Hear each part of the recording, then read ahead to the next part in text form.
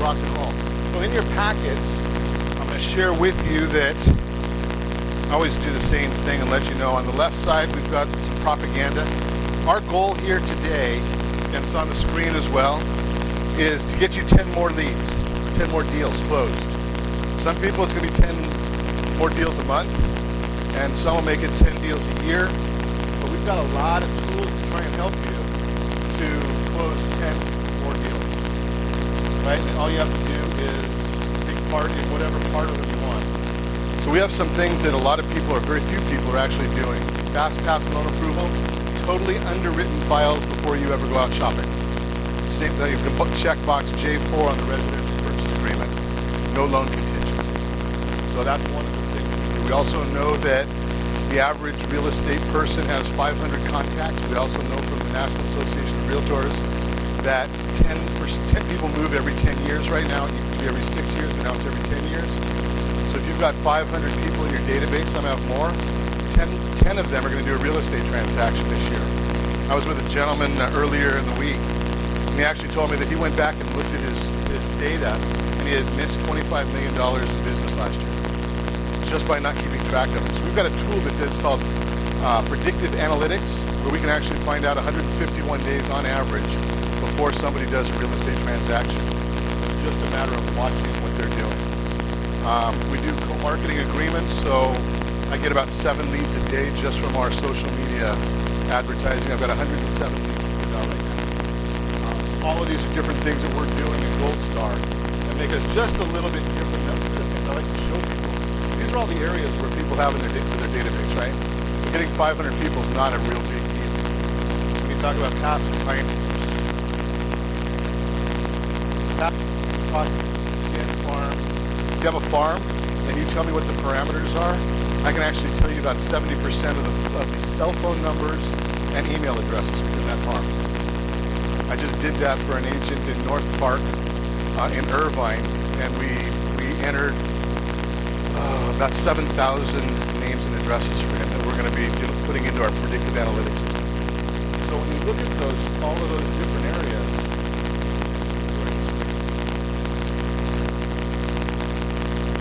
I do loans and radio really well. I don't do politics.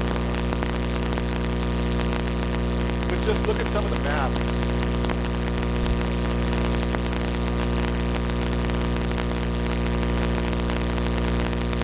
So you 500 transact, 500 leads, 10% of them, 50 people do $10,000 in transactions, $480,000 in extra commission. That's our goal. So how do we do that? Get rid of this bloody thing. Get our regular presentation on for you. We do it with a lot of different tools. Number one, we bring people onto the radio show with me. Love to have guests. The combination is good for you and great for me. I'll tell you why I say that. The more time I can guest on radio, the less work I have to do to listen to the conversation. Right, this morning I got to talk to myself for an hour. So that's kind of fun. Right side of your package.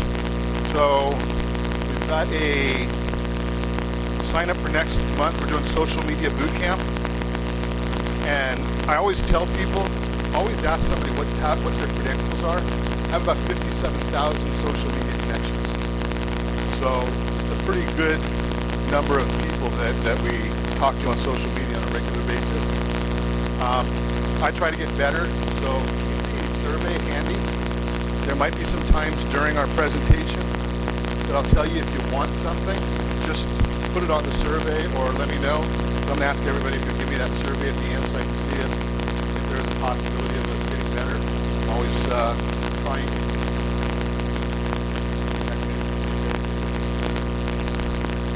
And then after that, you've got our handbook. So we're going to go through not every page on the handbook, but a lot of the presentation is going to follow this handbook. Not exactly, but we'll follow the handbook. That way you can actually focus on what we're talking about instead of trying to take notes on everything. Anything that you want, I'll give you. So if you hear me talk about something and you want it, just tell me and I'll send it to you. You don't have to worry too much about it. We're talking today how to build and deliver a world-class buyer consultation. then obviously we need to know why. Right? Why do we need that? Here's our agenda for the day. We're going to review the sales process, building rapport with Ford. Some people call it frog, same difference. We've got an all about you form. All about you is basically, it's a real simple thing. If you want to build a relationship with people, you need to know about them, right? I have a friend of mine that says if you want to be somebody's advisor for life, you better talk to them during their life, right? It makes sense, but you know something, I also have talked to many people. Why is it that why did they pick the real estate agent that they picked? And the answer was, well, they answered the phone. Very scientific, right? So we want to find out about who we're talking about. We're going to go over that. We've got a 12-step buyer consultation, and we'll go through every one of those 12 steps and put together your own buyer presentation and buyer package.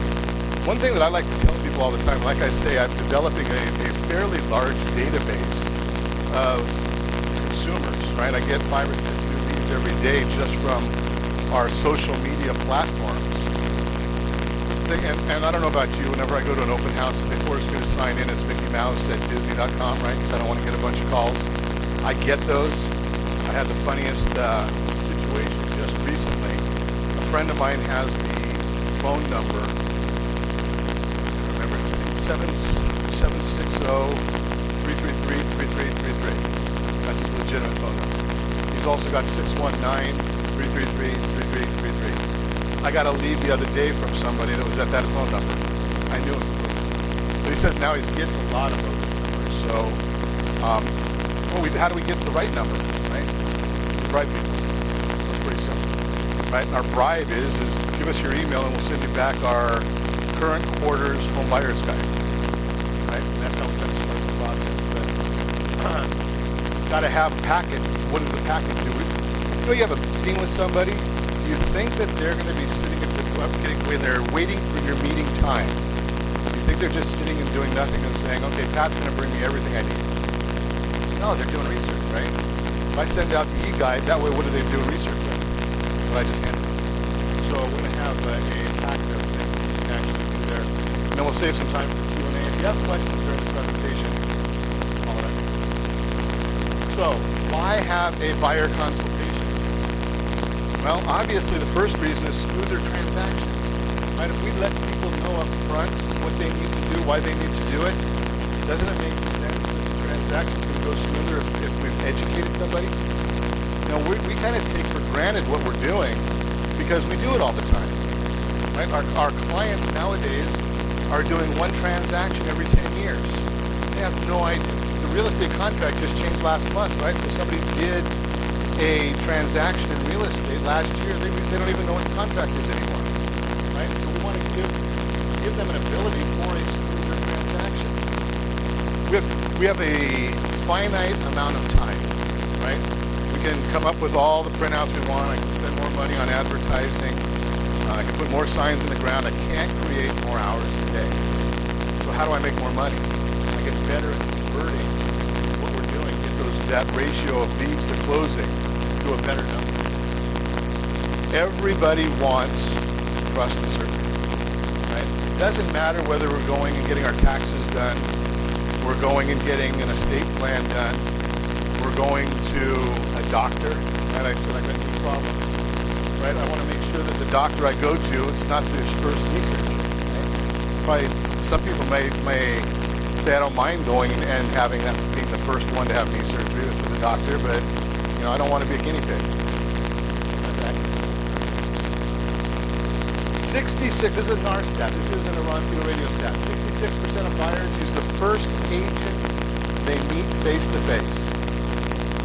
66%. So what should our goal be? Meet face to face, right? And a lot of people are trying to do a transaction before they meet face to face. We need to make sure that we're setting that goal for that face to face meeting. And what are we going to do at that meeting? We want to set proper expectations, and we want to let the consumer know what the steps are of the process. If they come into your office, or you meet them at the country club, you meet them at lunch, you meet them at Starbucks, wherever you have that meeting, and they're anticipating that you're going out on a home tour afterwards and you don't, you just misled somebody on meeting one.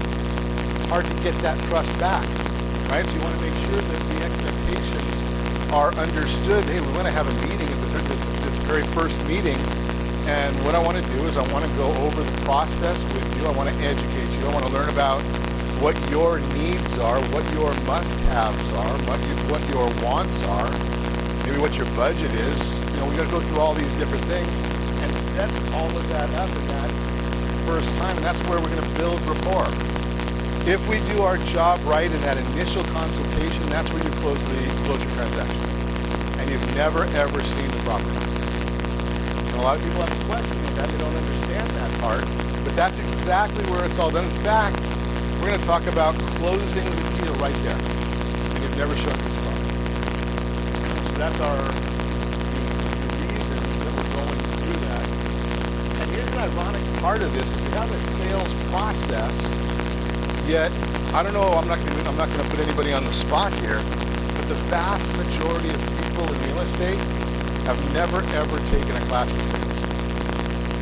I go out there and I can build rapport, I know how to do that, and I got my license, and the license is going to tell me everything I need to sell real estate.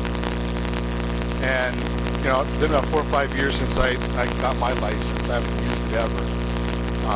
In fact, I went to renewal and that's not what I do. I just don't. So I had to have a real estate license for one of the lending companies I worked with.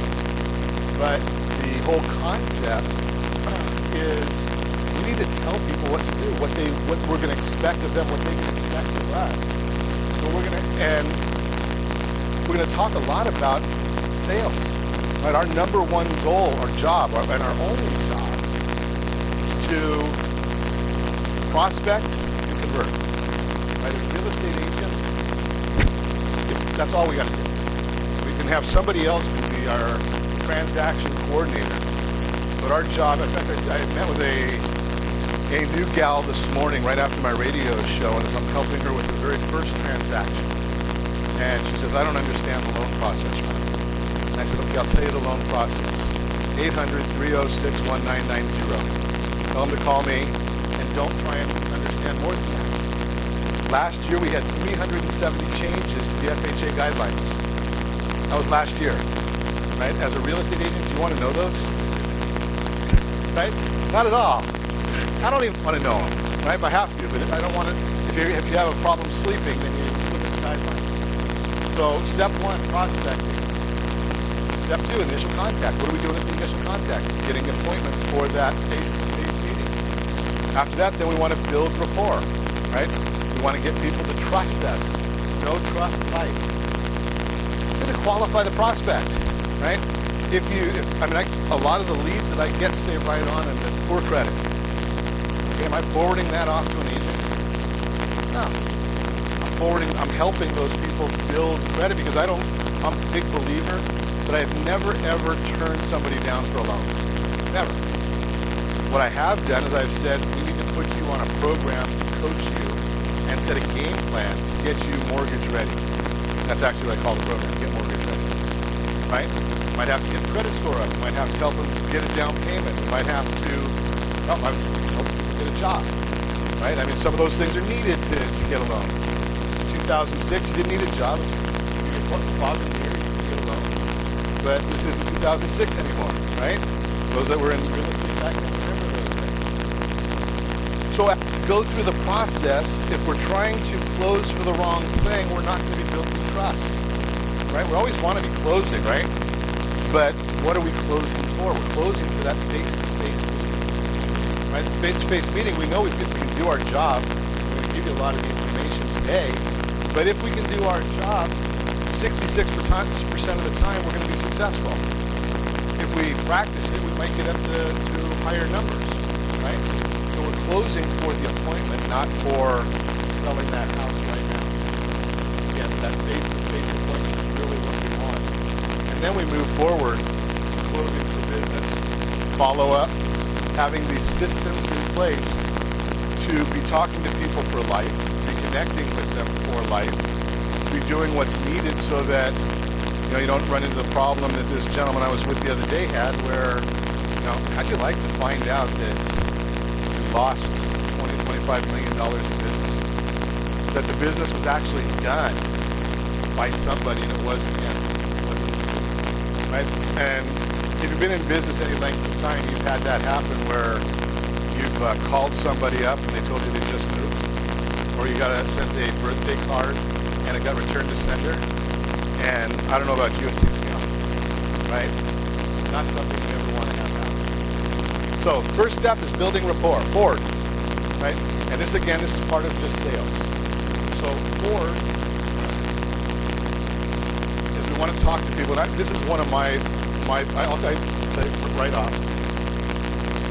Conversations and networking events and things like that is not my strength, right? My wife is great at it. Thank goodness when there's meetings and things like that and networking things to go to, I always bring her because she talks to everybody and can build the rapport with everybody. I'll stand against the wall, right? So here's a little trick to kind of help, and we call it bridging. Right? From the meeting somebody at the very beginning until you develop that rapport, we want to find something that is in common. So talking about family, you want to build rapport with somebody really quick, be vulnerable. Right? I tell people all the time, I'm not good at certain things. It is what it is, right? I can try and get better. But if people think you're perfect, they don't trust you. Because none of us really are. So people like to talk about their kids. Anybody got a dog? Dog? Okay, we got one dog lover? Two? Okay. Animals are a great thing to bridge with, right? I've got a 14-year-old black lab, right? Not a lot of black labs live to 14, right? You talk about some of the things that, no matter what the day is, you go home and pets love you. You can have the worst day in the world. Your dog's still the only one at the house is happy to see me every single day, especially if I've got food. Right? Talk about family, kids, football field, whatever your kids are doing at this stage of life. As we get older and older, we've gone through different stages of life. The early stages with our kids, going into preschool, middle school, high school, college. And I just said to somebody the other day who's got a young kid, I said, I can't believe it. Every stage that we've gone through with our kids is better than the last, right? I mean, we're right now going through our first time ever of a wedding. Our middle son's getting married, right? Every stage is better. Anybody relate to those things? Anybody got kids? I know you do, right? So you can relate to some of these things. Right? You can relate to some of these things. People want to talk about that, get them talking about it. Oh, occupation. For a living. Oh, this is part of building that rapport. It's also qualifying people. I got laid off 3 months ago and haven't had a job. And, I'm going to spend a whole lot of time working on this thing, right? Might be somebody you put in a tickler file, unless they've got their trust fund baby. Right? But once you find out where they work, you might be able to talk then about seminars, right? Because there might be some opportunity there, right? Schools, hospitals. We do a lot of stuff with law enforcement. Right? Those are all different places where you can talk about it. Recreation. Right? This is California. I mean, I know sometimes we hibernate when we get to rain like this. But some people love the rain. Some people love the snow, skiing, right? Snowboarding, whatever. What do you like to do? What are your fun? And you don't just go out and throw it out. What do you like to do? Conversational. Try and come around. I like, maybe right around the holidays, we went up to top. Right? I'm not a big fan of skiing with bad knees. It doesn't work too well. But we had a great time up there. It was cold, and you bundle up, and you go out and you see people, 1 million people running around there, and watching these families and listening to young families with their kids and going skiing and all that. Right? Anybody do anything exciting over the holidays? Right? What you do? Yeah. There you go. Perfect thing, right? You got to know those things and understand them. What are your goals and aspirations? That's why sometimes they call this Ford, sometimes it's frog. Dreams and goals is the interchangeable letter there, right? Is this your forever home? Is this your first home? You want to be staying in California and trying to move to Texas or Washington, Oregon, Oregon, right? So what are you passionate about? You know, I hear people all the time talk about is we go out, I'll be doing this presentation out in Palm Desert next week. And there's some places in Palm Desert where the HOA is more than mortgage payment, right? Well, you've got tennis courts, you've got golf courses, you've got a community country club there, meals, you've got a gym and fitness centers, right? If you don't know those things, you know, an $1,100 HOA may not be overly priced if it's going to trade off, right? If you're getting all that golf and, you know, the things you want to do. And that's if you don't ask those questions, you're not going to ever find that out. You're not going to ever build that before. So, how do we ask it? What do we do? I'm a systems guy. I'm going to tell you that right up. You might have gotten a reminder email about our event today. You might have got 10 of them. You might have seen an invitation. You might have got 10 of those. Facebook message, right? Not that I have time to do all of it myself. I have a team that does a lot of it. It comes out under my name. So everything's a system. Right? You can't scale your business if you don't have a system. And you end up making the same mistake over and over again if you don't have a system. Right? If we find that there's something that we miss on in our team, we create a new system for it so that we don't miss it the second time. Right? Shame on me the first time, shame on you the second time. Right? So we put together a form. It's an all about you form. Right? If I'm going out and my house I use my house as a perfect example. So I give away a lot of gift cards for a lot of different things. Somebody gives Minnie a gift card to go out for Italian food. She'll eat it, doesn't like it. And she gives it to me. I like Italian. Right? Similarly, if somebody gives me a gift card for Mexican food, give it to me. Right? But if you know those things, you can give the right card to the right person. Right? It's more meaningful if you give somebody a gift card or a movie pass. Somebody gives me a movie pass for it. Last thing I ever want. But there's people who love the movie. So you got to know those things. So you have to form that all these different questions. And that's what's going to help build that long-term relationship. That's what's going to take you from being the transactional, just doing one deal, to being that person that's going to be an advisor for life. Right? And it's a whole lot easier if you build that database up to 500 or 1,000 people, and you're having a transaction of 10% of them every year. Anybody here would have a problem saying, okay, in 2020, I know going in, I'm going to have 100 transactions, 100 signs. Bother anybody? Right? That's what we're building here, and that's what the real estate world can be. It can be an annuity. Right? But you've got to be developing a relationship with people. I've used this same concept many times with people. I have a real estate agent friend of mine who does a lot of Zillow advertising. Now, be aware, we'll talk about it later. You don't want to ever use it. Right? Advertising there is okay. Zillow's horrible. Credit Karma, even worse. Right? But when you're, you need to understand where these people are going, where they're coming from. Right on that.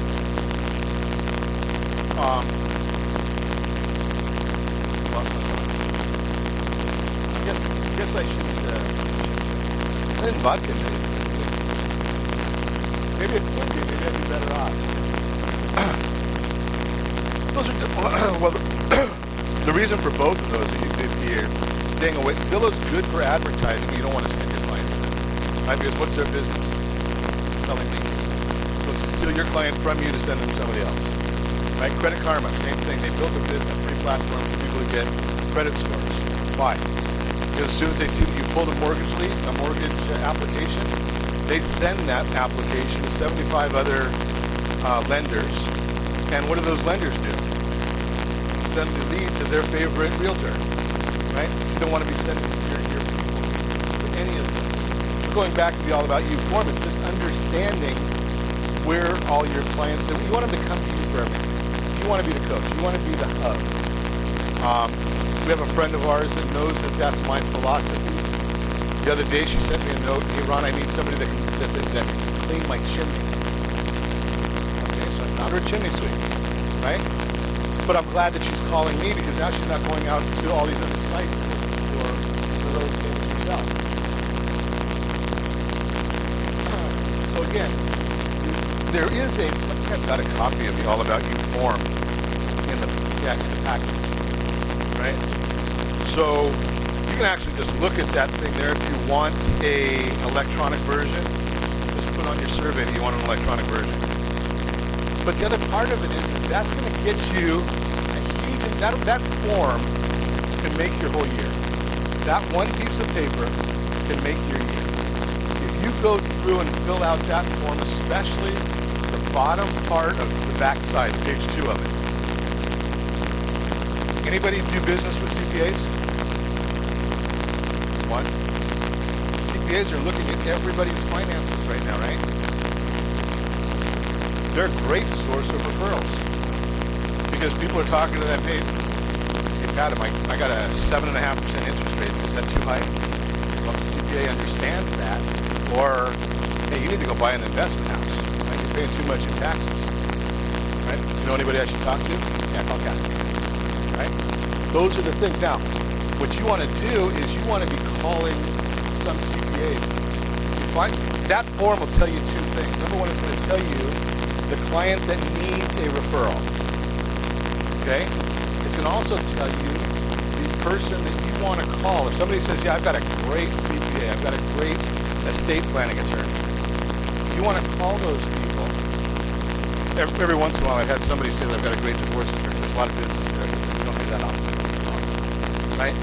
But you call those people, you got a CPA, and here's the script for you.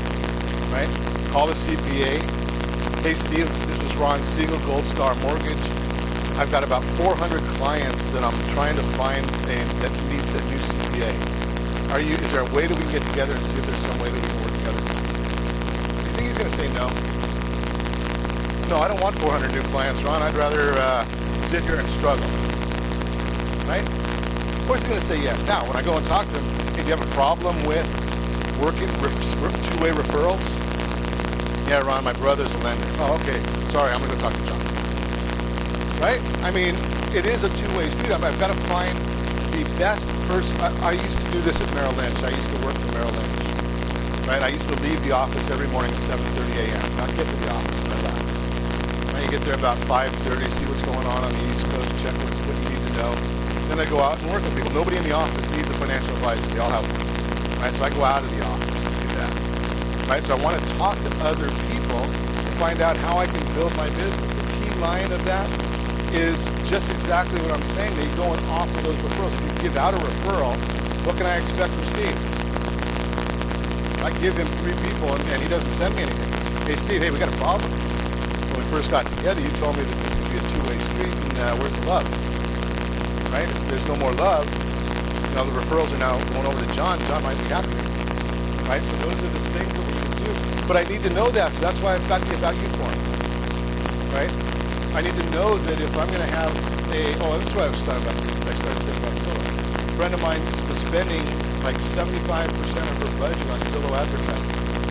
When she went and her marketing budget, when she went and looked at her prior year's transactions, about 80% of her transactions were from past clients.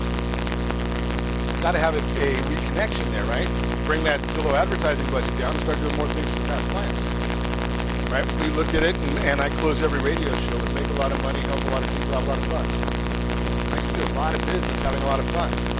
But it's not going to do any good if Pat hates football and I invite him to a Super Bowl party.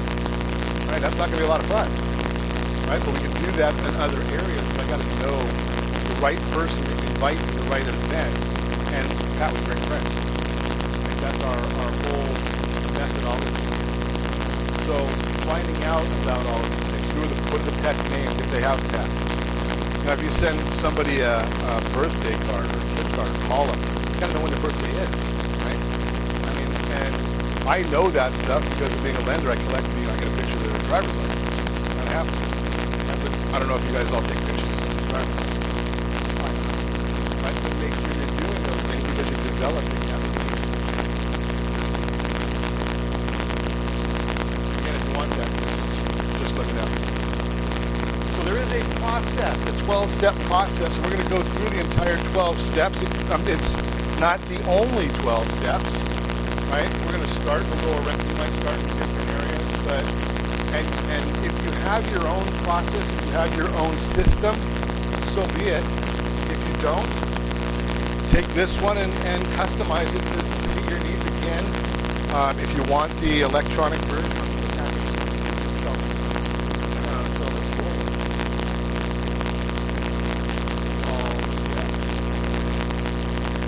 again, setting the proper expectations is where we want to start with on step one.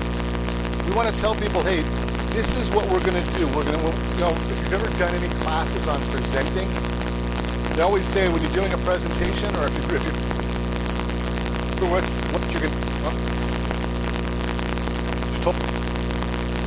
pretty simple, pretty basic. Learn that early in English. Right? So, what are we going to expect? What are we going to be doing in this process? We're going to tell people how long it's going to take. When we go through and we tell people and we make that first appointment, heck, we're going to let them know how much time to block out. Give me 45 minutes. That's what we're going to take, and we're going to figure out exactly what we need to do to get you into your new house. I'm going to share with you all of this. I'm going to find out what you want. We want to make 3 columns: the must-haves, should-haves, and the dreams. Right?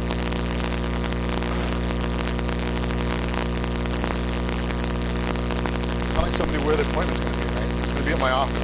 I do my radio show up here at a office on the corner of Imperial and Santa Ana Canyon Road, right, joining the tennis courts over there. It's got a goofy entrance because if you can't make a left into our parking lot, when I send out instructions to people, I tell you got to go up to the next light, make a U-turn, come back, make a right. Right? So when you're doing that appointment, it's a template, so it goes out every single time and never misses. So if you're going to have an appointment, where is that appointment going to be? Send a map, right? If you're going to use the same places, I use a program called Calendly for making my appointments. Right? 3/4 of my lunch appointments, maybe more than that, are over down the street here at Reunion Restaurant. Calendly says if you want to go to lunch at Reunion, makes it real simple so people know exactly what to expect. Have the agenda for the consultation.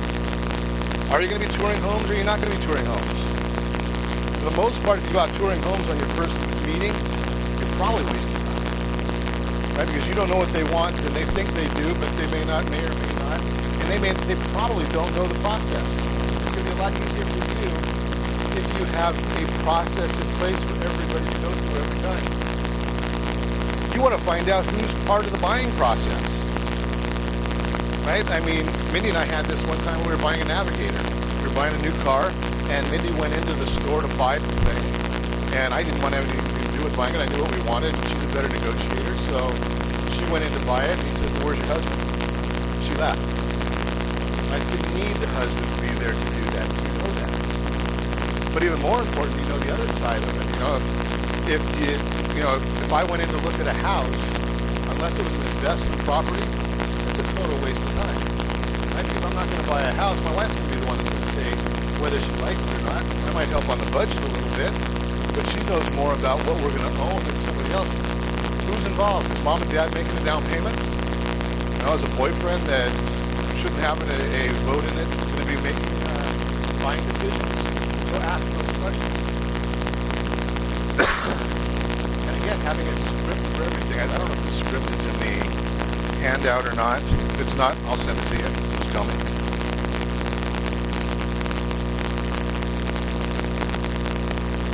But very much, thanks so much for meeting me today. I know you have a lot of options. I greatly appreciate you taking the time to meet with me today. Main purpose today, educate you on every step of the process. You can make the best decision for yourself and your family in order to serve you and support you in accomplishing your real estate goals at the highest level. It is critical that I get 100% clarity on your goals and expectations. So trust, and I can create certainty for you throughout the whole buying process. I found the worst thing I can do is operate from a place of assumptions. Right? Show somebody a horse property and they want people property. I'm going to be asking a lot of questions. I want to apologize up front if they sound redundant or even come on high pressure. Please know we have a very strict no pressure policy. By no means do I make you repetitive with my questions. I found the best way for me to help you accomplish your goals, exceed your expectations. I must ask a lot of questions and get clarity, right? Now, you can change the wording. I'm not saying you need it, but that's what you want to have to get started with me. Step 2, finances begin to be anyway over. Somebody has no money, are they going to buy a house? Now, there's an area in Santa Ana that has USDA properties, so you can get it with no money down. Now, you can't do it right now, government shut down. That's the only program that's not being funded is USDA loans. Every other loan fund, USDA. But for the most part, no money, no transaction. Now, the other question is VA. Right? First thing you always want to know is somebody a veteran? Is a party to the transaction a veteran? Because they can buy a house for less money than they can lease a house. Right? And most don't understand it. We were having fun the other day as part of our prop this coming year. We were over at the House of Blues watching football on Sunday. And the waitress was telling us that they're thinking about moving because her husband's being transferred to the Inland Empire, and he's got a military background, but they don't think he can buy anything for them and save enough money. Whoa, let's back up here. You don't need to save money. You're a veteran, right? You get in for nothing. And she said, well, he doesn't want to use his veteran benefit because we want to move to Texas. He wants to be able to use it there. I said, okay, so move to Texas and use it again. No, you can't use it twice. You can use it twice. You can use it 10 times. You can use it many times you want. Some people don't think you can only use it once at a time. You can even have 2 properties on a veteran, on a VA loan, right? So get the financing, understand it up front. Get that clarity. Where are they looking? Do they have the beer budget and caviar dreams? Right? It doesn't work too well. If you can afford a mobile home and you're looking in Newport Beach, and Mindy and I went on Saturday, we went and looked at a house on the Balboa Peninsula. One of the nicest houses I've ever seen. It's a Facebook Live there. $5.6 million. Love it. Can't afford it, but I love it. Right? But wouldn't do any good. I wasn't looking at it for us to buy. I had a few people ask me. So, if you don't understand these things, these are parts of the questions to ask up front. Or, one of the easiest things is, have you been pre-underwritten by Ronstein? Right? I'm pre-approved or pre-qualified. There is a lender here in Fullerton that sends out these emails every day. He has some good information in it, but he says if you get a DU approval, it's as good as cash. And I'm like, I could make a DU approval look good for my son if he doesn't even work. Right? If you're good at loans, you know how to put the wrong information in a approval. If you're bad at loans, you put the wrong information in and you may get an approval, you may not get an approval. Right? You can have the greatest borrower in the world. We got started in Palm Desert because some Yahoo lender out there was applying Orange County lending limits to Palm Desert. It doesn't work. And turned down somebody that's got a 7-figure income and an 800 FICO score. Said you don't qualify for a $600,000 loan. Didn't bother me. Oh, be an advisor, not an order taker. Anybody can be internet. That's order taking, right? Quicken Loans or Sun or Costco real estate, right? Those are order taking. But are they a cash buyer? Prove it, right? You have the money to buy that house in cash. Well, you need a loan. Maybe they've been pre-qualified. Maybe they haven't. Maybe they've got the right information. Do they have to sell the house first? Are we doing a contingent offer or not? These are all just part of the process. And always tell, you don't want this to be an interrogation, you want it to be a conversation. Right, I talked on my radio show that I don't know how to do. The experience we want to give is that the audience is dropping on a couple of friends having coffee at Starbucks. Right, conversational, you go through all of these things, if you study this and understand it and know it, right, you can go through these things and it's not an interrogation, you just have a... No, you look at the grandma house, you need that's a new one that's coming on right now. Right? A lot of people, multi-generation homes, right? Well, I'm sorry, I'm just giving you a board. What is your ideal payment? Not what can you afford. I tell people all the time that I might be able to qualify you at $5,000 a month on a mortgage payment, but maybe you're only comfortable with $3,000. Right? So understand that difference. You want to know that. What are you currently paying? I currently pay $700 a month, and I'm going to $4,000. Right? How'd that happen? What can you do? Let's understand that a little better, because we want to know: are we dealing with payment shock? Are we dealing with maybe they won the lottery? Who knows what it is? But you want to know that before you spend your time. That's your money going out. What are they going to need to spend to get what they want? Do they have the money for the upfront cost? I can't tell you how many people have no idea that we come across, don't know the difference between earnest money deposit, a down payment, and cash to close. Right? But if somebody comes to you and says, I got no money, even if, I got no money, and I'm going to get some, but I don't have any, how are you going to do the inspection? Right? The home inspector doesn't work for free. Right? The appraiser doesn't work for free. You've got to have something, and obviously, I don't know anybody here take offers for money? Right? You're not going to get that happening. Where's the money? Where's it coming from? Well, it's coming from my girlfriend. Well, how are we going to document that? As a lender, we're going to ask those questions. Is it a gift? Is it a loan? Right? How are you getting the money to do that? Is it in the bank? Oh, it's in my mattress. I'm just going to deposit it. Right? You're trying to take that to a bank. They don't like cash. I mean, you walk into a bank, they like to do a loan. Cash is equal. Right? But there are ways about it. I have a individual just the other day makes $5,700 a month. I said, okay, well, you can deposit $2,000 in cash immediately, but don't deposit $2,650. And that's going to blow us out. You got to have somebody that knows how to ask that question and deal with it. Where is that money coming from? And there are loans for almost everything anymore. And I mean, it used to be, we've talked about you can prove a good story. We did a loan just recently for somebody that the mortgage payment is $4,500 a month. He shows $3,500 a month as income. But he's got his own business, and we're able to do it off of his bank statements. Back again, you can do those kind of things. They're available. But again, you just have to understand what the story is.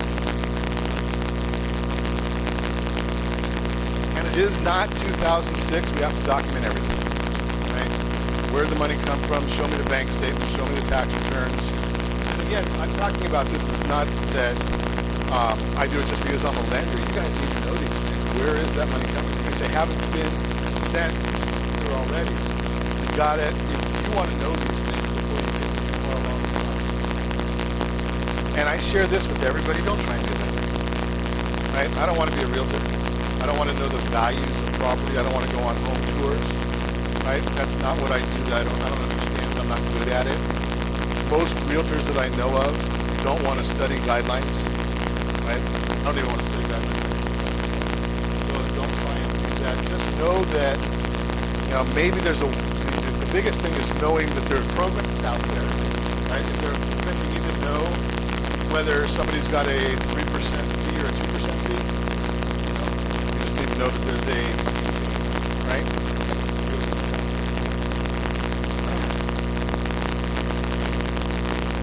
Again, it's one of my big complaints in our whole industry is that there's not a real good mentor, not an apprentice. It takes 90 days to get a real estate license, 118 months to cut hair. Right? Figure that one out. My hair is really bad. People want to work with somebody experienced. You need to either your experience or your team's experience. Right? That's a key issue. Out some information on doing these presentations for brokerages. I've been doing them for 6 months. My team's been doing them for about 3 years. Right? So I tell people both things. Not just on these presentations. But you've got to have somebody that's part of your team that understands every part. You need to be certain about what they're doing. They need to know what they're doing. And everybody needs to be communicating. Like, that's one of the big issues that we find all the time is you've got a limited amount of time, right? If you're having to call your lender to find out what's going on with the loan, they've just wasted your time and your money. That's where, in our system, again, going back to systems, every day at 6 a.m., every party to every transaction gets a email, right? That we know exactly.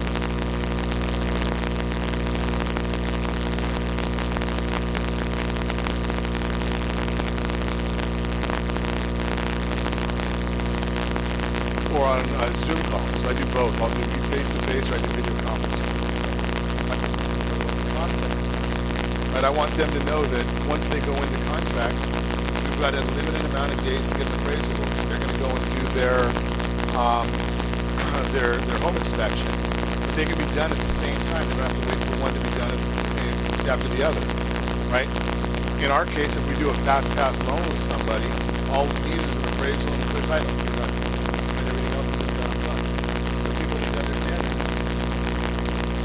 First-time home buyers. There are first-time home buyer programs out there, right? We know about those. We know about down payment assistance programs, tax credits, right? Certain of the tax credit programs, certain of the down payment assistance programs, if you're not in a brick and mortar lender, you don't have access to them.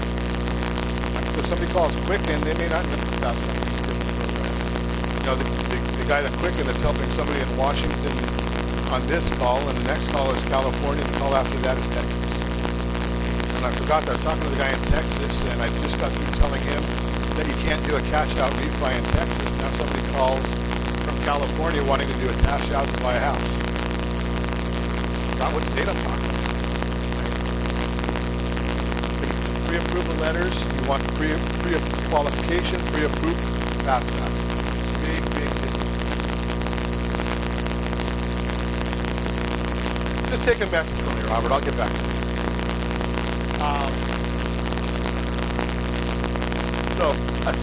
Again, selling processes. Right? Making an assumption that they're going to be doing what you tell them to do. Robert, the next step is if you can call on and get pre-approved or pre-underwritten to a loan. I'm going to introduce you to Ron. And expect a call from him or his team, right? What ends up happening a lot of times, you'll say, well, here's my lender. I'll call him. Did they ever do? Rarely, right? I just talked to my next door neighbor's dog, and he told me to call whoever, and I have no clue about it, right? I laugh. One of the biggest, probably the place where we look at referrals, Yelp, right? Anybody use Yelp? One? Okay. A lot of people use Yelp to find out information about restaurants, right? Amelia says, Ron, you need to go over to El Cholo for Mexican food, right? And then I look at it, and I know her, I like her, I trust her. But I go to Yelp to find out what somebody who I don't know if I like them, certainly have no reason to trust them, see what they have to say, right? So you want to control as much as you can. You want to make sure that the people that you're telling your clients to work with are insulated from the rest of the world, right? Because that way you know that if you're working together, that transaction is coming right back to you, and the party is always promoting the other party, right? Do you think if your client doesn't call me and they end up going to Quicken, that they're going to refer them back to you? They don't know you. So there's the script, and you end up making those phone calls or texts or whatever it happens. Buyer agency, right? Why is it that people use 66% of the time they use the first agent that they meet? Of course, if they follow the process, it would be higher than that. Well, we have a buyer agency. You pay. Kathy, if I call you and want to buy a house, how much is it going to cost you? Great, right? Most people don't know that though. They think they're going to have to pay. Right? So if you say, I'm going to do all this stuff for you, I'm going to go through the whole 12-step process, and oh, by the way, I'm not going to charge you anything. Now, the first question a prudent person is going to say, well, how do you get paid? I know you might like me, but why are you going to work for free? You got to feed your family, right? The seller pays me, or the listing agent pays me, whatever your terminology is, right? But you want to make sure that they understand that. You want to go through and understand what the agreement says. Now, right now, it's not quite as bad, even though the number of properties are still dropping, right? There's still the quantity of listings out there is still going down. We're not quite in as tough a market as we were 6 months ago, where if you didn't get your offer in 30 seconds, somebody else did, right? But, so you want to have that agreement in your package. They can go through and read the whole thing before you ever fill it out, right? If there's questions on it, call me with the questions. I'll tell them to call you with the questions that are in the real estate contract. Right? That's why I tell people all the time, I've had my real estate license 5 years, I'm not qualified to do a transaction. Right? I couldn't go through the contract with somebody, I don't know it. It's not my lane. But you want to tell the consumer, take a look at this at your leisure, and that way when the time is right and we need to, you're actually going to be ready. I'm going to fill in the blanks then.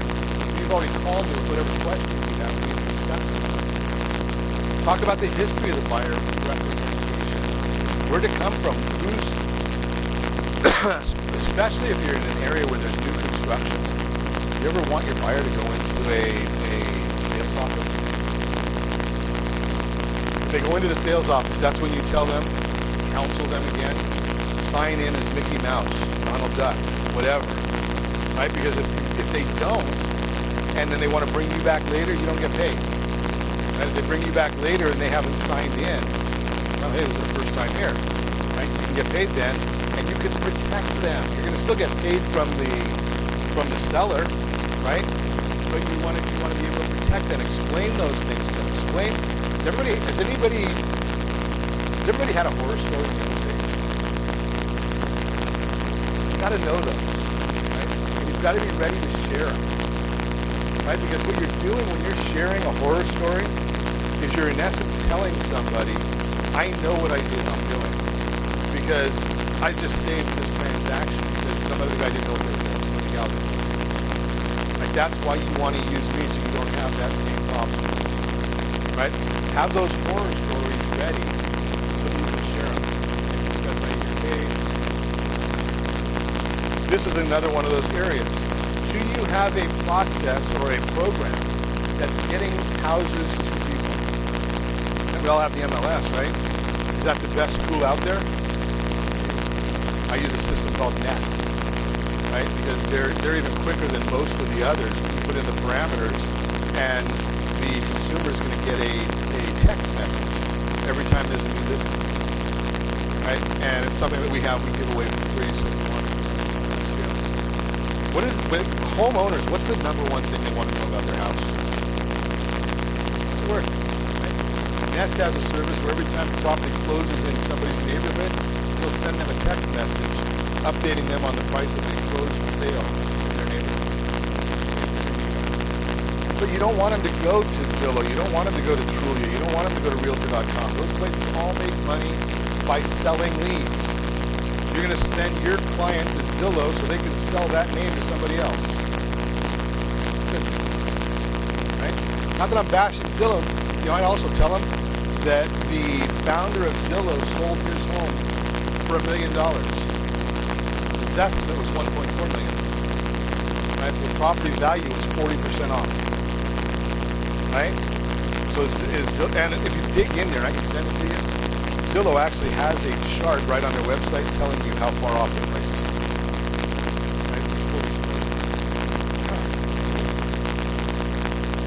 You have to just dig in there and ask them about variances. It's on their website. Yeah, on their website.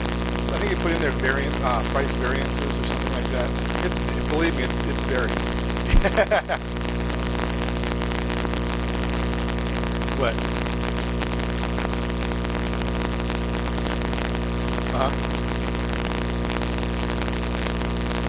Yeah, I bet it was a pretty big difference, right? Serious difference.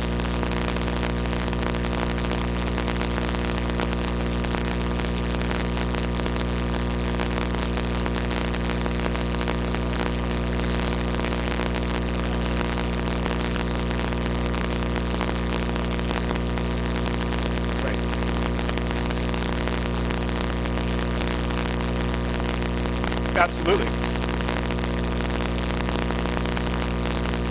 Minnie and I have a friend. Minnie and I have a friend that called us to refinance his house last year. And he said, I just put my name in the lending tree to see what would come up. I said, did you get a new phone number before you did that? He said, no, but I wish I would have thought about that. He says, I'm getting like 7 or 8 calls every hour. He said, I can't even work because how many calls I get. Right? So, I mean, if you ever want to test it, go to Google and get a Google voice number and put that voice number into Lending Tree and just watch how many calls you get. It'll drive you nuts. Visible conversation, yeah, that's another one. Those are available, right? There's properties out there that are, I mean, I don't understand why somebody tries to sell a house themselves. It doesn't make any sense to me. The stats show you get less money when you sell a house by yourself. But heck, I walk around Balboa Island every weekend, and there's a house out there that's probably a $4 million house that's in the center.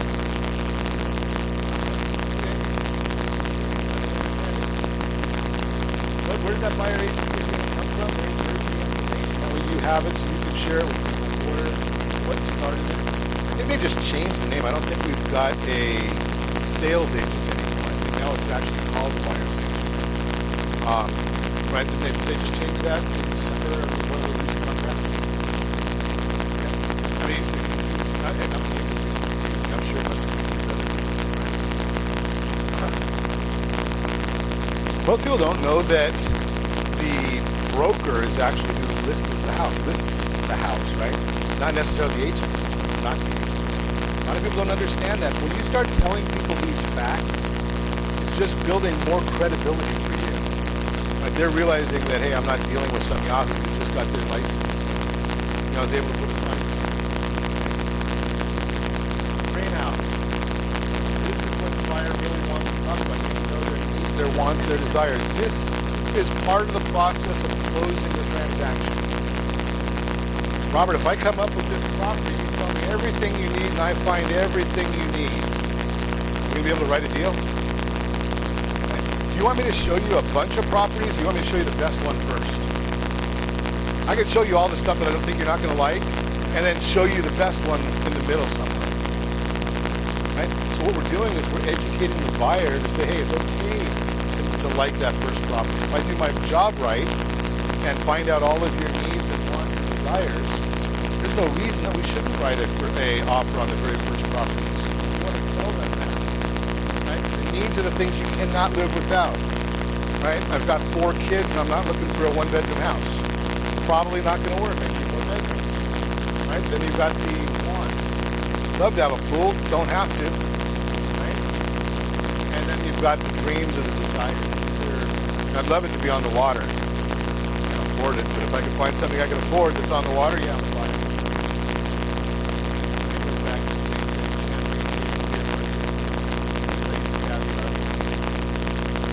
You're managing their expectations. You're letting them know that what do? You do for a living. You are a professional. Right? I'm going to find out exactly what you need. I'm going to go and look at that if I don't already know them. Right? I might, if I go to, we do a preview, broker preview here every Friday morning. And agents get to know what the inventory is on the market. I don't know if every market has broker previews. There's a lot of them that talk about it. But something, if you know what's on the market, you've just done a buyer consultation or you're sitting in a buyer consultation. Hey, something, I just saw this property, you might really like it. Right? Find out what your needs and wants are. Let's make sure that you're pre-underwritten. Let me do what I need to do. I need to call the listing agent, or I need to call the homeowner, and we'll set up an appointment to go see that property. It's got everything you want. That might save you a whole bunch of time in one shot. Now, once you know all that, now's the time to start going out and showing properties. I have an agent in San Diego that does a lot of transactions. He never puts more than 1 house on the field. He says, just hired me to go and find the best property for you. If I come back to you and found the property that meets all of your needs, well, why am I going to show you a bunch of properties that don't meet your needs? Now, if we go there and you don't buy it, well, then we need to readjust your needs list. Right? So I go back and do my job and find what you need. We'll go look at another one. Now there's people that don't like that, but you know, if you explain it and sell that process the right way, you know, there are people that work for it because he's doing about 70 transactions a year. So again, doing the property, we want to make sure. Some people will do, I've had some people that will do a courtesy showing before they've gone through the full process. But you don't want to go show somebody 10 houses before they're pre-underwritten, do you? Right? So, right the offer on the first house, you're selling that at the buyer consultation. So when you get there and they're all excited about that property, well, I did everything you asked me for. Did you write this up? Would you like to price it? Now, Ron already told me you can afford it. You wanted $2,500, this is $2,300. I already called my head trying to make sure it works. Again, you're the educator, you're the advisor, you know what to do, they don't. When you're walking through, before you go through the house or when you're walking through the house, don't look at the family. You're telling them, Pat, you don't want to be looking at all their pictures from wine. Right? They're not going to be with the property. Right? Are the bedrooms appropriate? Or do you have a family room? Do you have a living room? Do you have a dining room? You need them. Right? Don't worry about the knickknacks because they're not going with it. You may not like whatever. Shower curtains, any, you know, the minutiae. Open up the closets. You're there to spend hundreds of thousands of dollars. Right? In some cases, you're in Seal Beach, right? Might be millions of dollars. Right? Look in the closets. That's what we're here for. We're here to inspect. We're here to see if there's something they can do that if they want. Don't worry about it. Obviously, we do everything possible to make sure that the homeowner's not there when you're there. Right? Mindy and I went and looked at a house here in Peralta Hills. It was on Caravan. And the homeowners had to stay there. They insisted on being there for broker meetings. Probably the worst thing that you could ever see, but the owners have to be, you know, what do you think about the house? Right? Nice. No, Ron, what do you really think about it? Nice house. No, I mean, do you think it's priced properly? You know, by the time they asked me the third time, I said, well, you're about $400,000 higher than the house down the street. And, you know, I've got to walk up a set of stairs to go to the music room, but I can't even get up. You know, to me, it's okay. And they wanted to fight me over every one of the items. Right? Now, what are you going to happen if you bring a client there? Right? You want to make sure that your setting has stuff up properly.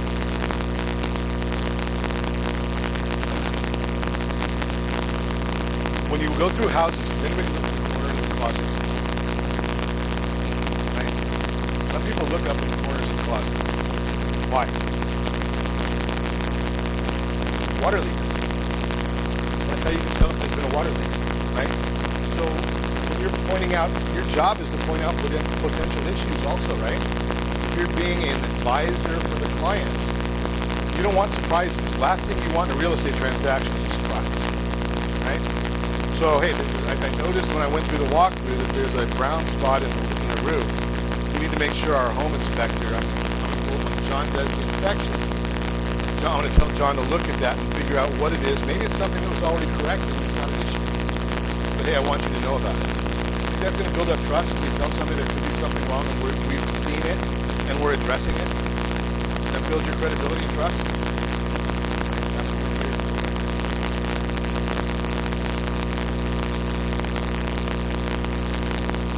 Writing the offer. Right? We've gone through all this stuff. We've been talking here for about an hour. And we're just getting to the stage of writing the offer. Right? That's going to be the same way as if you're doing a world-class buyer presentation. You're not going to get to an offer until you've been at least an hour, 2 hours with people, right? But we're going to cut down on some of the time because of setting up the expectations properly. They've already seen the contract, and we already know what their contingencies are, right? So all of those things are already taken care of. Now it's just a matter of filling in the blanks, right? It's not something that's scary to them. Because what do we get scared of? Things that we don't know. Right? If you know, is anybody here scared by a real estate contract? But I bet if you ask 9 out of 10 of your friends, they are. Right? 15 pages of legalese. Right? I don't understand that stuff. I don't want to understand it in my case. Right? But the bottom line is your job is to make them feel at ease and make sure that they know that you know, right? That you know that contract inside and out. How do we come up with the offer price? Most consumers have no clue, right? I saw that house down there. It was a $1.9 million house. I'd probably give them $1.2 million for it. How'd I come up with that? I'm a numbers guy. I don't care what it looks like. Right? I just back in. I saw there's a house that's going to be going up for sale here at $1.8 million. I'd give them $1.25 million for it tomorrow. Why? Because I know it needs $1 million worth of work, and if I fix it up, it's a $4 million house. Right? I'm a numbers guy. I don't care what it is. I haven't even walked the thing. Several years back, I bought 40 houses in one quarter. Never saw one of them. Didn't matter to me. Right? But most people, that's not the case. We need to educate them on how to determine that offer price. I went and did my homework. Here's what the properties are in the neighborhood. Here's what the last sales are. Here's what's still available. And understand that. Now, if you want to make an offer, I'm going to need whatever your number is. I'm going to need 1% down. I'm going to need $500 down, $3,000, $5,000, whatever your number is. I can't make an offer without a check. Right? Most listing agents are not going to even consider an offer. They're going to want a check, and they're going to want either a pre-approval or pre-underwriting. Right? Anybody else take offers without those two things? I'm not sure if it's a legal offer without it.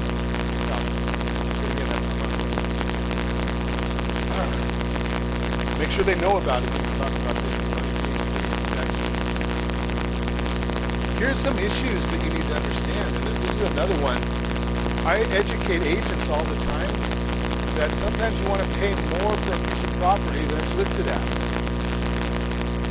I mean, that's an interesting concept, right? As long as it's going to appraise for it, right? Because sometimes if you have gone through and done the steps that we've talked about to this point, right? And you know that you're looking, I'm just going to use some round numbers. You have a $100,000 house, and I know you're not going to find it.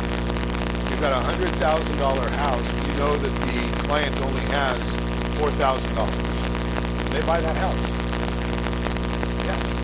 So you got to structure the deal right? If they can qualify for the numbers, make an offer at $105,000 with the seller offering, or actually $103,000, with the seller giving 3% seller credit for recurring, non-recurring, and non-allowable closing costs. Right? That's totally doable, isn't it? Now you've just helped the buyer accomplish their need. That's our goal, is to help them get what they need, they want. But we can't do those things if we don't know those up front. Right? And educate buyers.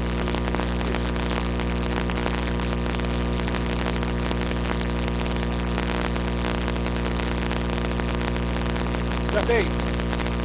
Accepted offer. That's what we're all looking for, right? We want to be close. We don't get paid on accepted offer, right? None of us do. We want to make sure that we get all of these things there, because what happens when an offer goes south? Say, they're $1,000 short on a deal. What do they do? Well, they're going to blame you for sure, right? If you want to get it done, what are they going to do? Ask you to contribute, right? Now, if we go through all these steps ahead of time and educate people, now we don't want to go through and say on a transaction, you need to know these numbers, right? That you're going to get on that $100,000 deal. Why did I go through and say that we can't offer 105? Actually, we can only do 103. The limit on seller concessions is 3%. It's under 10% down, right? Now, if you offer 4%, they don't get any money back. So you just cost your client $1,000. Right? Does that make sense to everybody? We want to be consistent, constantly looking at those areas. We want to know that we got to get the application in, we got to get the inspection done. And here's a variance that I have with some people. I have an agent that's been a broker for 40 years here in Brea, and she says she always gives people 3 choices on everything. I don't. If you want a home inspection, you call me for a home inspector. It's going to be John Hammond, right? End of story. I know others, but I know that John and Melissa are going to look at the property, and if it's a torn screen, they're going to say there's a torn screen, not a big deal. If the air conditioner is blown out, they're going to say, hey, the air conditioner is blown out. You guys need to know that. Might kill the deal, may not kill the deal, but at least you know you can make an informed business decision. I don't want a inspector that's going to make a mountain out of a molehill and blow up transactions over minutiae, right? So I don't give two of anything. That's that. There is a home inspection contingency. Got to get it done. What happens if the appraisal comes in low? Is it a dead deal? Yeah. But if the appraisal comes in low and you haven't educated your client, it's harder to deal with, right? So if we're in a market where property prices are appreciating rapidly, and we say, Pat, you know something? There is a chance that the appraisal will come in low. And what that means is we can still buy this house if you really want it. You just have to come up with a little bit more down payment, but I want you to be aware of that ahead of time. We might go from the 25% down on the mortgage to 20% down. Not a big deal, you're still going to get the loan, but you just need to understand that. You good with that? Yay or nay? But at least we've had that conversation. Now we're not throwing a surprise at him. We're going to go back to, I said surprises are good for birthdays and anniversaries, not good for real estate transactions. Right? Repairs. Right? You got to understand what are the repairs. Is it required that repairs are done? Yeah. Negotiate. There's 37 ways that you can get out of a transaction. Right? All the different contingencies and whatnot. There's a ripped screen. I don't want to buy the house. Is that acceptable? Yeah. I mean, it's a contingency. I have a contingency in there for home inspection. Right? House is perfect. Can I get out of it? What's expected for a house? I can get out of it. Those are all things you can do. I have an agent that never puts in a loan contingency. He says there's 36 other ways to get out of the transaction, so why put a loan contingency? It makes me look better. I had one other, an investor, that says I always put it on close within 2 hours. The sellers aren't ready that quick, so what do I have to worry about? Right? But when the seller goes and presents that to the owner, that's pretty serious. He's going to close in 2 hours. Right? The expectations again, you got to pay the inspector, right? They're not going to they don't work for free. Appraisal process. Do we get to select the appraiser? Do we get to hire a good appraiser? No. We just get the one that we get, right? Now, we have a list of blackballed appraisers in our company. Right? They've done a lousy job, and we don't want them to ever do a lousy job again for us, right? But unfortunately, since 2009, we can't vet appraisers. Heck, I had an appraiser right after the laws changed that was appraising a house in Lake Forest, and he came from India. Now, what the heck does a guy in India know about Lake Forest? He did a crappy job, but he had to do it. So again, the appraisers are paid up front, prepare the buyer, let him know.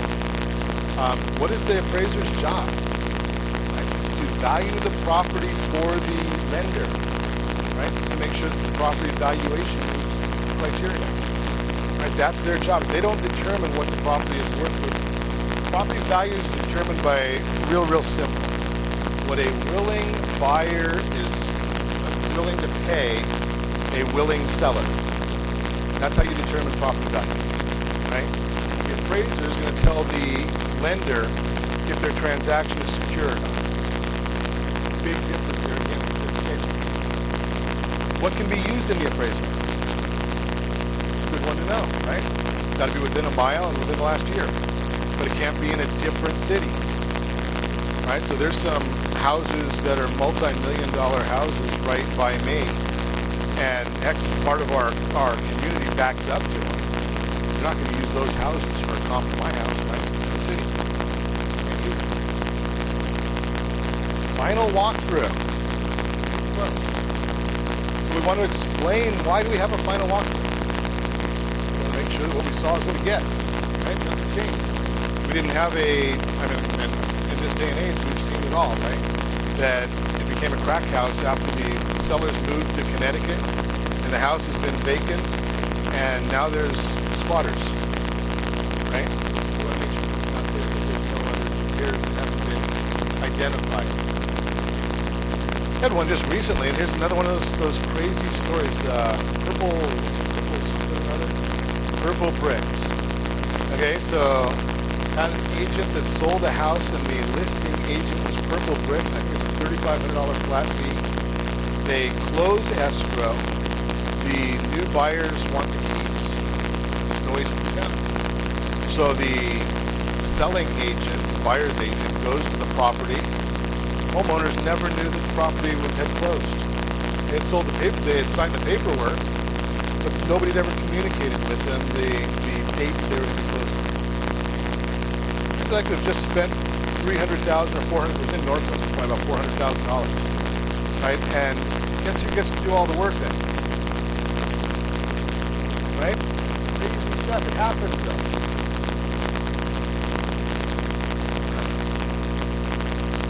Settlement. Get to the escrow office, or the escrow comes out to you. Explain that whole process to people, right? Because they're going to, you won't, again, no surprises. I've got a $500,000 house. I'm offering 10% down, so I only need $5,000. Right? No, somebody's got to pay for title and escrow, and are there going to be impounds? And you've got to take off the EMD, right? That's going to all be on that statement. That point and have surprises there either. So you're going to get a CD 3 days in advance, closing disclosure 3 days in advance, right? But what if things change? Closing disclosure may not be the final numbers, right? The escrow office is going to determine the final numbers, or the title company is going to determine the final numbers as to what are the prorations that are going on.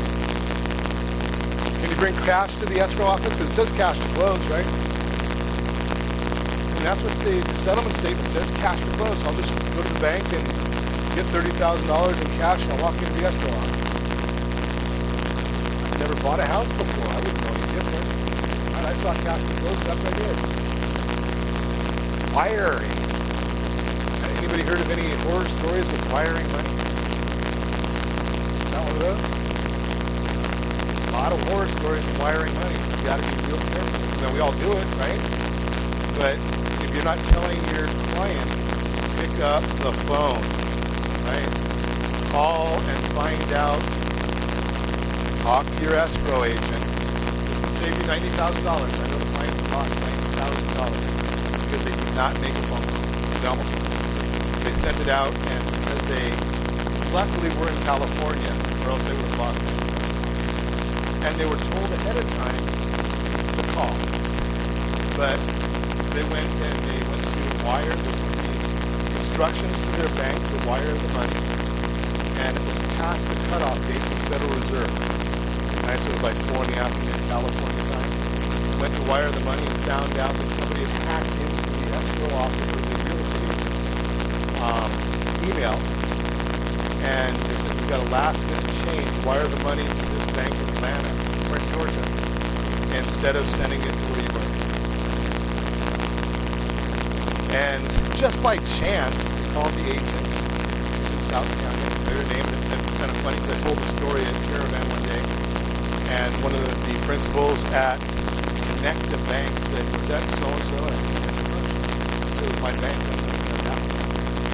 So the agent was talking to the client. He said, well, I wired the money today, and I sent you the new instructions you sent me. What new instructions? Did you call? No, you sent me an email. I told you I could do what you told me. They were able to stop it, but it had been hacked. Georgia wasn't in the United States. It was Georgia that was part of the right? Have those conversations with people. Protect your client. When you go to closing, it's going to be notarized, right? Can you just walk in and get something notarized, or do you have to have ID?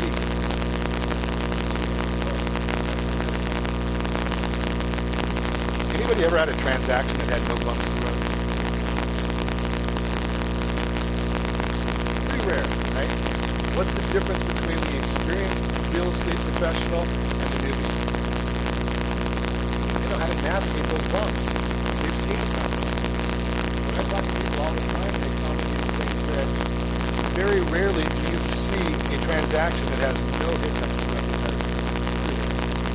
Right?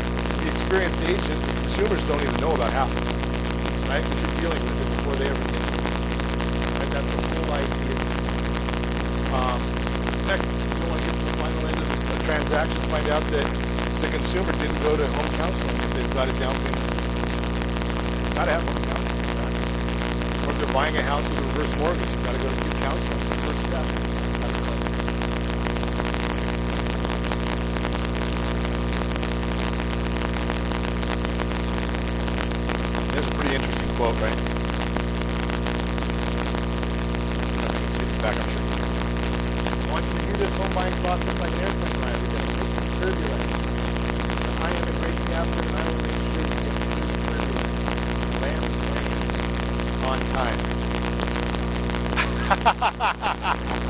I knew you were going to come up with that one, right?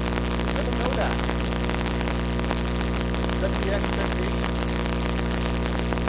Now with that, you have all this information, put together your own process. I'm going to give you anything you want out of what we've done, right? I'll send everybody an email. I'll send you the whole package, just put it on your list. If you want all the slides, I'll send them all. Not a problem. And the lists, and you know, pick and choose what you want. There's other forms that we've got in there. But set it up as a process. Make sure that your people are going through the full process that you set up every time. Right? That way you don't miss anything. That way you don't have any surprises. Minimize it. As always, connect with us. We're out there. We're putting out a lot of information all the time. I do radio shows. I do every Saturday morning. I do a mortgage market update. Right? So you can get that information. So there's all of our contact information. Obviously, we do this because hopefully you found some value in it. We want to be your lender. On CO1 on YouTube. Right.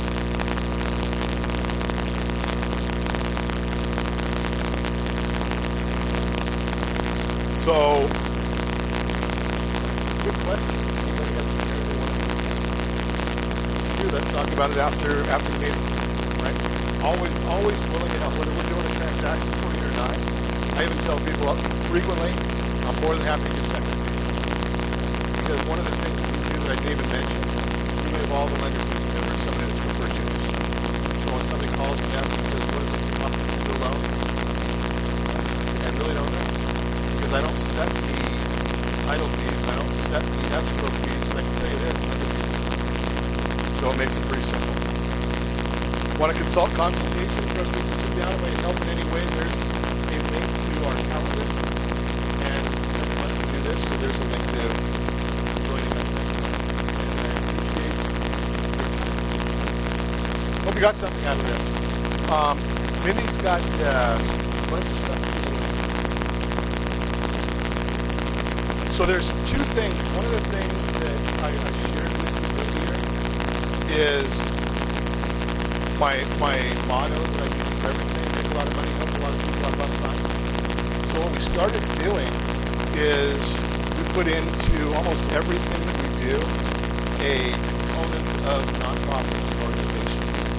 So part of doing that is nothing that is required. We want. We're going to give away an iPad right now. Anybody want an iPad? Whoa! Wasn't the iPad.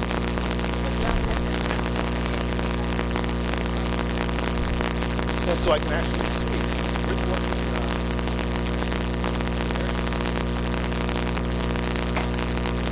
Yeah. This is the second. Okay. Cool. So anybody that would like to get in a raffle for a brand new iPad, gift receipt attached. So we sell these cards for $20. Money goes to pay for the cause to the nonprofit organization, helping veterans. And what we did is we sold some of the last couple of events. We've got some cards here. Anybody want one? Just let me know. Cards for you.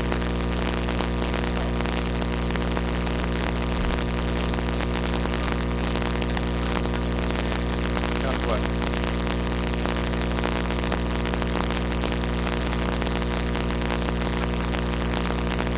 For what? Right now. Oh, right now. We're going to do it right now.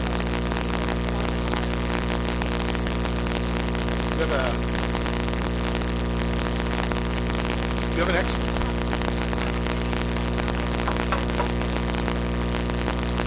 Okay. So these business cards, okay, perfect. Okay, so here's what I need you to do. Is pick a card, anything.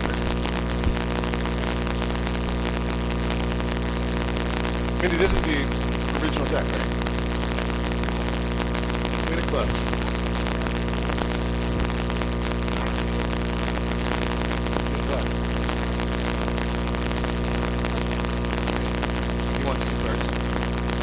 away some Starbucks cards and other things. 2 20s and 2 cards. Perfect. Write your name on